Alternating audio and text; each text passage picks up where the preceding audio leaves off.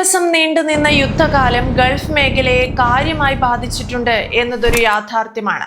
പക്ഷേ വെറും മരുഭൂമിയിൽ ലോകത്തിലെ തന്നെ ഏറ്റവും മികച്ച 2026 AI സൂചികയിൽ ആഗോള AI ഹബ്ബുകളിൽ ഇടം നേടിയ ഒരു രാജ്യത്തിന് ഇറാന്റെ മിസൈലുകൾ വരുത്തിയ നാശനഷ്ടം ചെറുതാണ്. അതിന് കാരണം ഗൾഫ് മേഖലയിൽ ഉടനീളം ആധുനിക ലോകത്തിനൊപ്പം സഞ്ചരിക്കുന്ന മികച്ച നേതാക്കളുണ്ട് എന്നത് തന്നെയാണ്. അവരെപ്പോഴും അവരുടെ ജനതയെ ചേർത്തു പിടിച്ചു. അത്യാധുനിക സൗകര്യങ്ങളോടെ ഒരു നഗരത്തെ വളർത്തി. ലോകത്തിന്റെ ഏതു കോണിലുള്ളവർക്കും ഇവിടെ വരാമെന്നും ജീവിക്കാമെന്നും പണ്ടേ തെളിയിച്ച നേതാക്കളുള്ള മഹാനഗരം. അതിന്റെ ഏറ്റവും വലിയ ഉദാഹരണമാണ് കഴിഞ്ഞ കുറച്ചു ദിവസങ്ങൾക്ക് മുൻപ് UAE ഭരണാധികാരി ഷെയ്ഖ് മുഹമ്മദ് ബിൻ റാഷിദ് അൽ മക്തും വീടുകളിലും സ്ഥാപനങ്ങളിലും ദേശീയ പതാക ഉയർത്താൻ നിർദ്ദേശിച്ചതും ഒരു രാജ്യം മുഴുവൻ അത് ആഘോഷമാക്കിയതും. ഇറാനും അമേരിക്കയും യുദ്ധം അവസാനിപ്പിച്ചതിന് ശേഷം പുറത്തുവന്ന ഷെയ്ഖ് മുഹമ്മദിന്റെ ആദ്യ തീരുമാനമായിരുന്നു അത്. ജാതി മതവർണ്ണ രാഷ്ട്രീയ ഭേദമന്യേ ഇത്തരമൊരു തീരുമാനം സ്വന്തം രാജ്യത്തെ പൗരന്മാരോടും പ്രവാസികളോടും അഭ്യർത്ഥിക്കാൻ UAEക്കല്ലാതെ മറ്റേത് രാജ്യത്തിന് സാധിക്കും? ഒരു വലിയ യുദ്ധത്തിന്റെ ഇരയാവുകയായിരുന്നു യഥാർത്ഥത്തിൽ UAE. പക്ഷേ തോറ്റുകൊടുക്കാൻ തയ്യാറാവാതിരുന്ന അറബ് രാജ്യം പൗരന്മാരെയും ജനങ്ങളെയും ഒരുപോലെ ചേർത്തു പിടിച്ചു. ആ ഐക്യം കാത്തു സൂക്ഷിക്കാൻ രാജ്യത്തിന്റെ ദേശീയത ലോകം മുഴുവൻ വീണ്ടും ശ്രദ്ധിക്കണം എന്ന് UAE ഭരണാധികാരി ഷെയ്ഖ് മുഹമ്മദ് ബിൻ റാഷിദ് അൽ മക്തൂമിന് തോന്നി. ആ തോന്നലാണ് UAE നഗരത്തിലുടനീളം ഇന്ന് പാറിപ്പറക്കുന്ന ദേശീയ പതാക. UAE വൈസ് പ്രസിഡന്റും പ്രധാനമന്ത്രിയും ദുബായ് ഭരണാധികാരിയുമായ ഷെയ്ഖ് മുഹമ്മദ് പൗരന്മാരോടും താമസക്കാരോടും വീടുകളിലും സ്ഥാപനങ്ങളിലും കെട്ടിടങ്ങളിലും UAE പതാക ഉയർത്താൻ അഭ്യർത്ഥിച്ചിരുന്നു. സ്വദേശികളും വിദേശികളും ഒരേ മനസ്സോടെ വീടുകളിലും സ്ഥാപനങ്ങളിലും പതാക ഉയർത്തിയതോടെ UAE അക്ഷരാർത്ഥത്തിൽ ഒരു പതാക കടലായി മാറി. രാജ്യത്തിന്റെ ഐക്യവും കരുത്തും വിളിച്ചോതുന്നതായിരുന്നു ഈ ദേശീയ ചടങ്ങ്. സമീപകാലത്ത് രാജ്യം നേരിട്ട വെല്ലുവിളികളെയും പ്രതിസന്ധികളെയും ഐക്യത്തോടെ മറികടന്നതിന്റെ അടയാളമാണ് ഇത്തവണത്തെ പതാക ഉയർത്തൽ ശ്രദ്ധേയമാകാൻ കാരണം. സ്വദേശികൾക്കൊപ്പം പ്രവാസികളും തോളോട് തോൾ ചേർന്ന് നിന്നത് UAEയുടെ ഒത്തൊരുമയ്ക്ക് മാറ്റുകൂട്ടി. ഒരു പതാകയ്ക്ക് കീഴിൽ അണിനിരന്ന ജനതയാണ് രാജ്യത്തിന്റെ യഥാർത്ഥ ശക്തിയെന്ന് ഷെയ്ഖ് മുഹമ്മദ് ഓർമ്മിപ്പിച്ചു.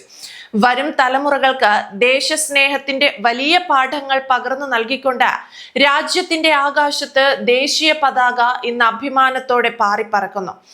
തോറ്റുകൊടുക്കാൻ തങ്ങൾ തയ്യാറല്ലെന്ന് ഒരു ജനതയെ പഠിപ്പിക്കുന്ന മികച്ച ഭരണാധികാരികളുള്ള ഒരു രാജ്യം.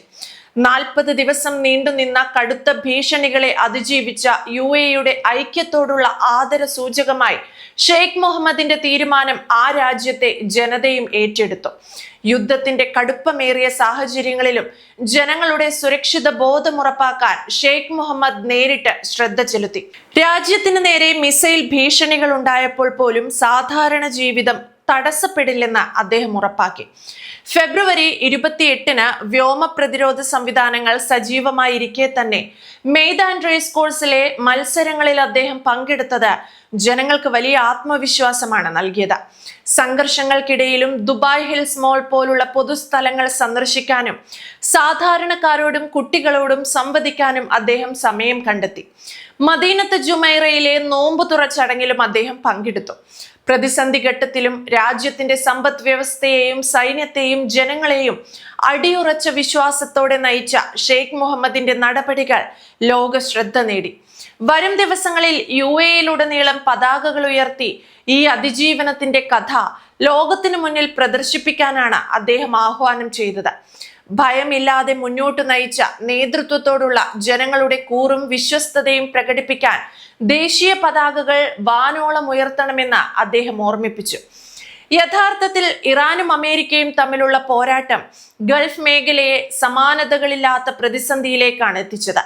പക്ഷേ കൃത്യവും വ്യക്തതയുള്ളതുമായ നയതന്ത്ര സൈനിക നീക്കങ്ങൾ കൊണ്ട് UAE ഉൾപ്പെടെയുള്ള ഗൾഫ് രാജ്യങ്ങൾ ലോകത്തെ അമ്പരപ്പിച്ചു. ഇറാൻ തിരിച്ചടി തുടങ്ങിയതോടെ സംഘർഷം ഗൾഫ് രാജ്യങ്ങളിലേക്കും വ്യാപിച്ചു. ഗൾഫ് മേഖലകളിലെ കുടിവെള്ളത്തിന് പോലും ഭീഷണി ഉയർന്നു.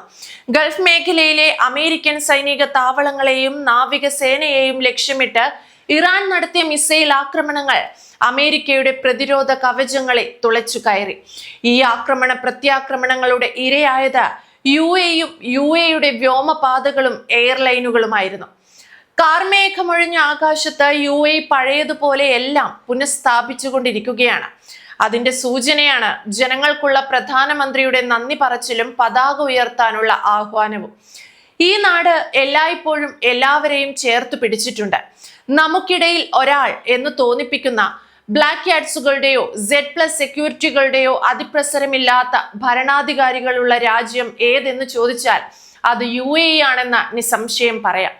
ഇറാൻ തൊടുത്ത മിസൈലുകളെ നിർവീര്യമാക്കി പ്രവാസികളെയും പൗരന്മാരെയും ഒരുപോലെ സംരക്ഷിക്കാൻ സാധിച്ചിട്ടുണ്ടെങ്കിൽ അതെ, ഈ രാജ്യം സുരക്ഷിതമാണ്.